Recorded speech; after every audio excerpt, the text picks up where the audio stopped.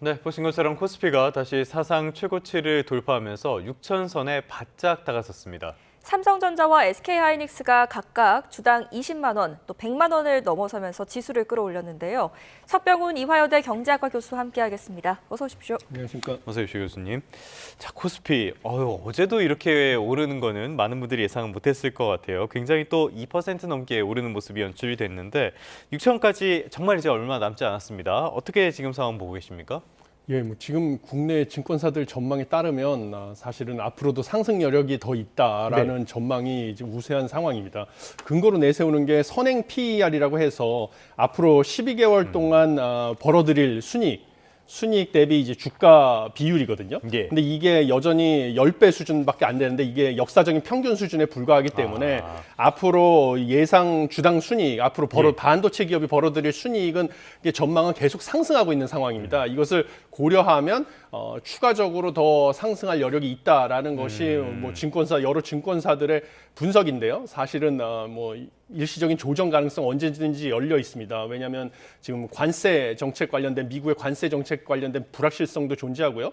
그다음에 차기 페드 의장의 그 통화 정책 불확실성 역시 존재하고, 그다음에 이란과 미국 간의 전쟁으로 인한 불확실성 등이 존재를 하기 때문에 사실 증권사들의 전망만 믿고 무턱대고 투자하는 것은 주의를 기울여야 된다. 왜냐하면 증권사의 전망은 지금 거의 실시간으로 바뀌다시피 하거든요. 그러니까 그것만 맹목적으로 신뢰하는 것은 주의가 필요하다 이렇게 보고 있습니다. 네, 이런 불확실성은 있지만 또 일부 해외 투자 기관에서는 7천은 물론 8천까지도 보고 있더라고요.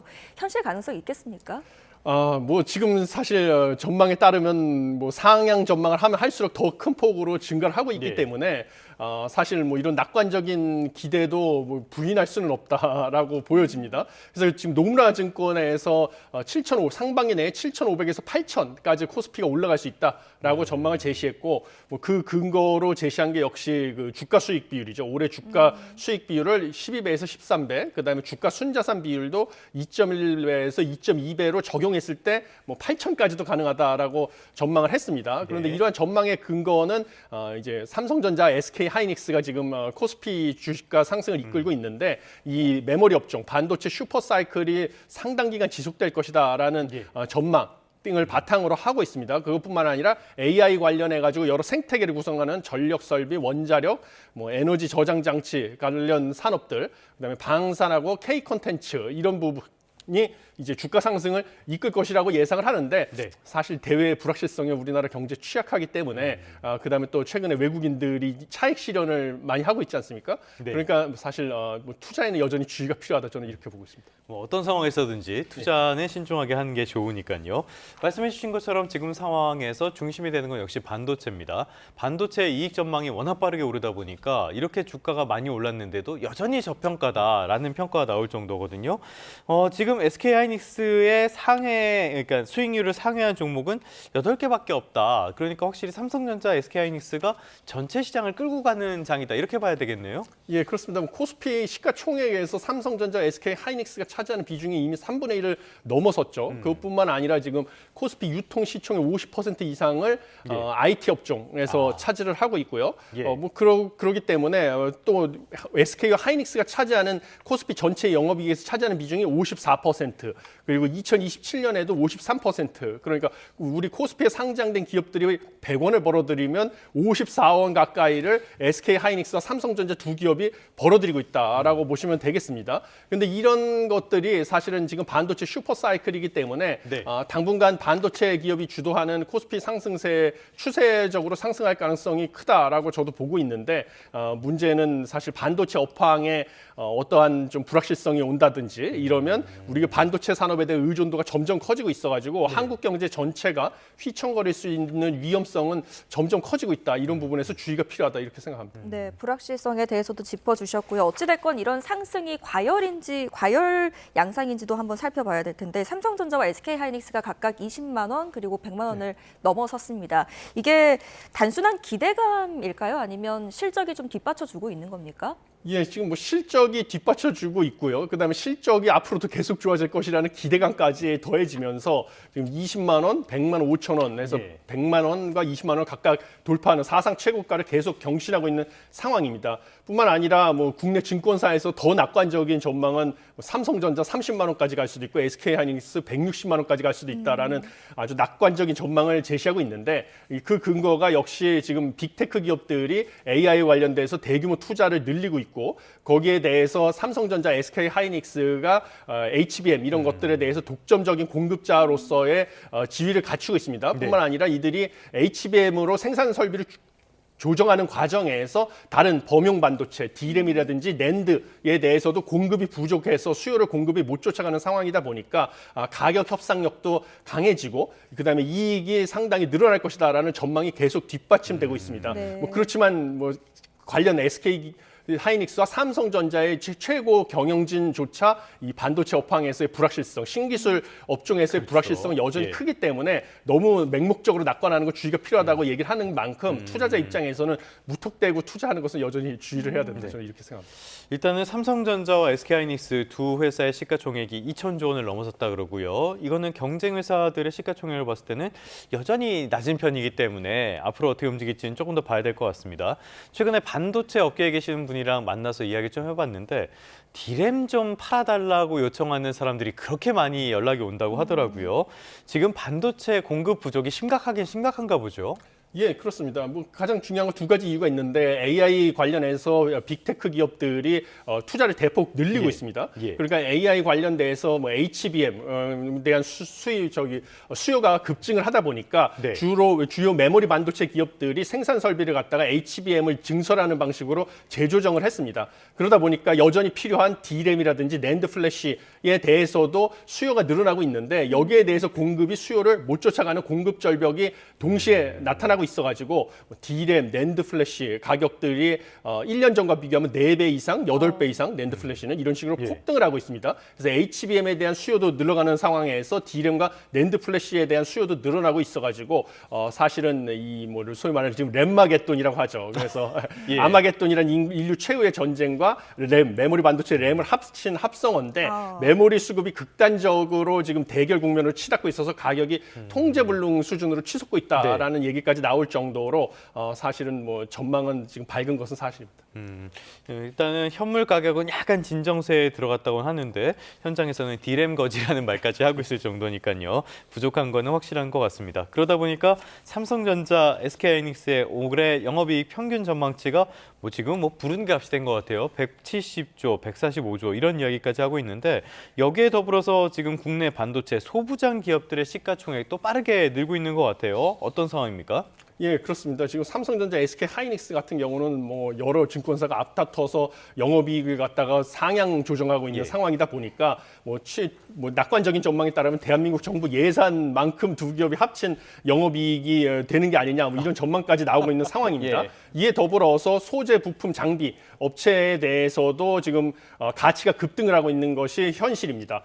그래서 뭐 2026년 2월 23일 기준으로 한국 100대 반도체 소부장 기업의 합산 시가총액이 135조 원을 넘어섰죠. 그래서 작년 초 대비 2.5배나 늘어났는데 이것은 과거에는 원래는 소부장 기업들이 대기업 하청업체 정도로 치부가 됐었는데 독자적인 기술력을 바탕으로 해서 지금 뭐 슈퍼울로 진화하고 있는 것을 보여줍니다. 그래서 AI에 대해서 수요가 늘어날수록 글로벌 고객사를 확보한 소부장 기업들, 우리나라 소부장 기업들의 가치가 상승하고 생태계 전체가 동반 성장할 수 있다라는 것을 지금 보여주고 있다라고 생각하고 있습니다. 네, 이러한 흐름이 또 금융시장에는 어떤 파급력을 미쳤는지 한번 살펴보도록 하겠습니다. 장단기 금리 차가 4년 만에 최대 폭으로 커졌다고 하는데 이게 어떤 의미입니까? 예, 사실 장기 금리하고 단기 금리 간의 격차가 벌어진다는 것은 장기 금리가 점점 상승할 것이다라는 기대가 커지고 있다라고 보시면 되는데요. 그럼 장기 금리는 왜 상승하느냐?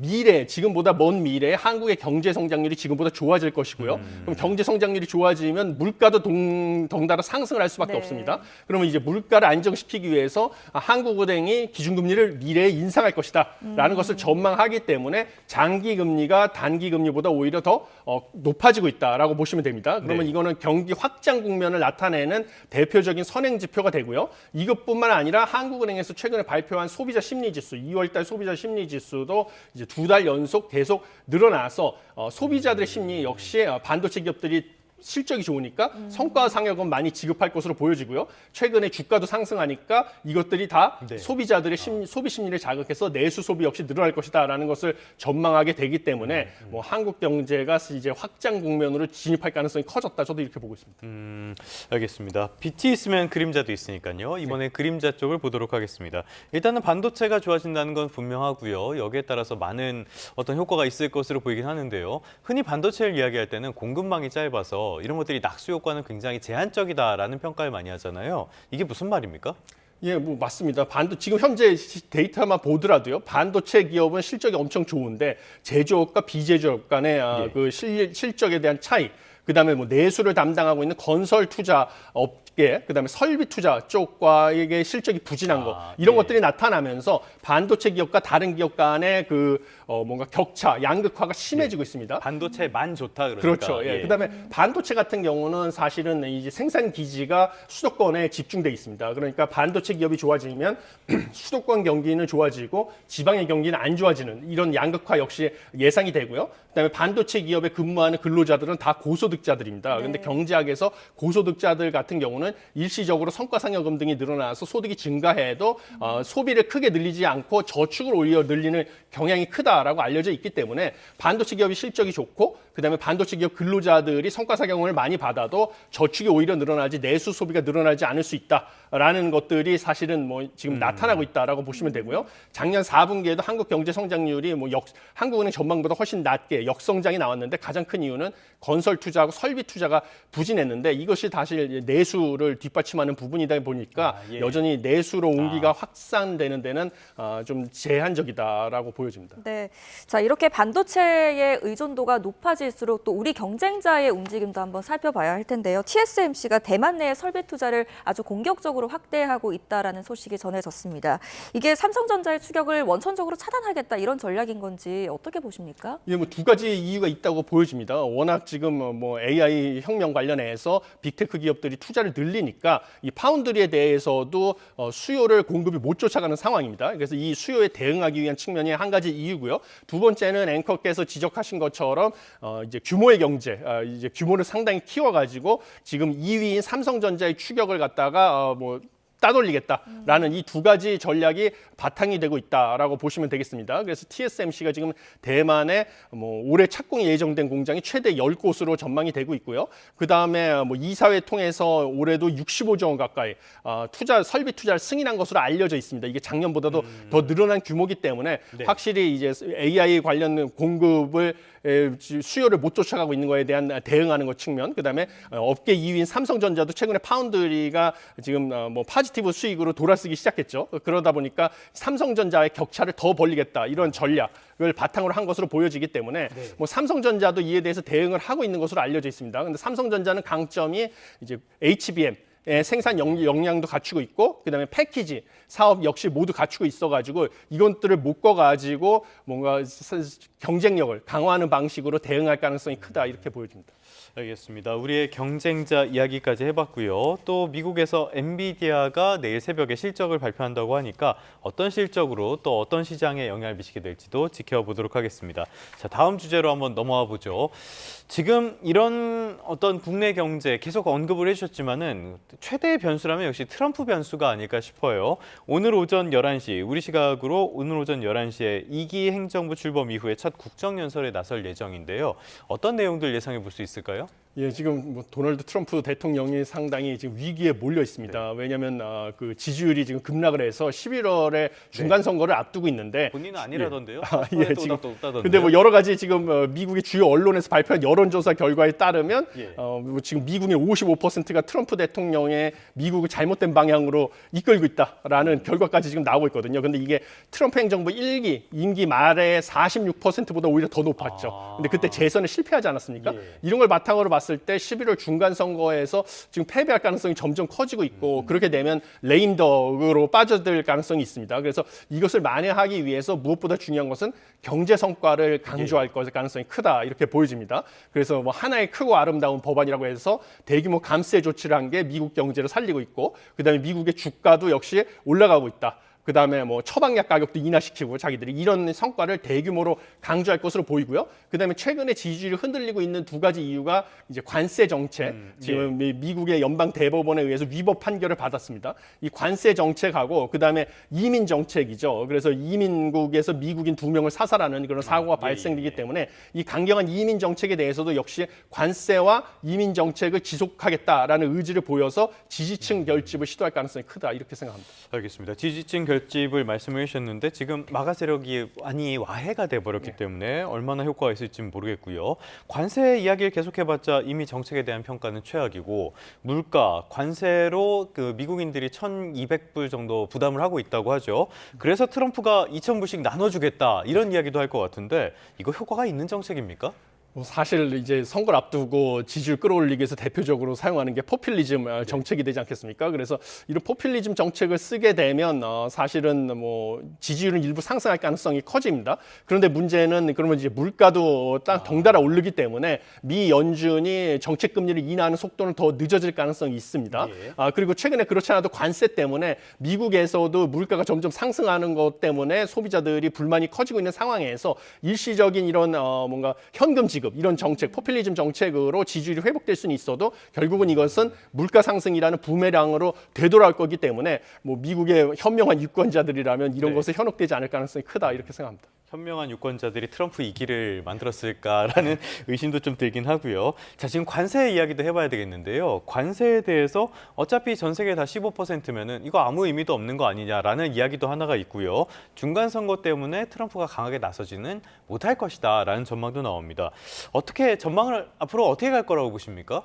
예, 지금 관세 같은 경우는 일단은 지금 10% 부과가 시행이 됐고요. 무역법 122조에 따라서 그 다음에 이것을 15%로 또 올리겠다라고 지금 10% 부과는 24일 0시 1분 미국 기준으로 이제 시행이 될 예정이고요. 그 다음에 이것을 15%로 올리겠다라고 공언을 하고 있는 상황입니다. 근데 이걸 이제 5개월 정도 시간을 벌 수가 있는 거죠. 의회의 동의 없이도 5개월 동안 이렇게 부과를 할 수가 있으니까요. 그럼 5개월 안에 무엇을 할 것이냐라고 하면 품목 관세를 아마 부과할 가능성이 크다 이렇게 보여집니다. 품목 관세 부과 전에는 과연 이제 미국의 안보를 위협을 하고 있는지 특정 품목에서의 수입이 이제 늘어나는 게 미국의 안보가 위협이 되는지를 조사를 해야 됩니다. 그래서 이 조사 기관인 5개월을 버는 그런 의미가 있다고 보여지고요. 이런 측면에서 사실은 이 15% 보편 관세죠. 지금 상황은 모든 국가에 대해서 15% 올린 것은 한국같이 뭔가 무역 협상을 통해서 15%로 상호 관세를 낮춘 나라들이 원래 더 높게 부담하던 나라보다 상대적으로 좀 피해를 보는 거기 때문에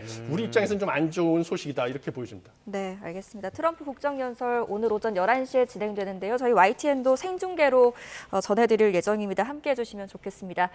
석병훈 이화여대 경제학과 교수와 함께했습니다. 잘 들었습니다. 고맙습니다.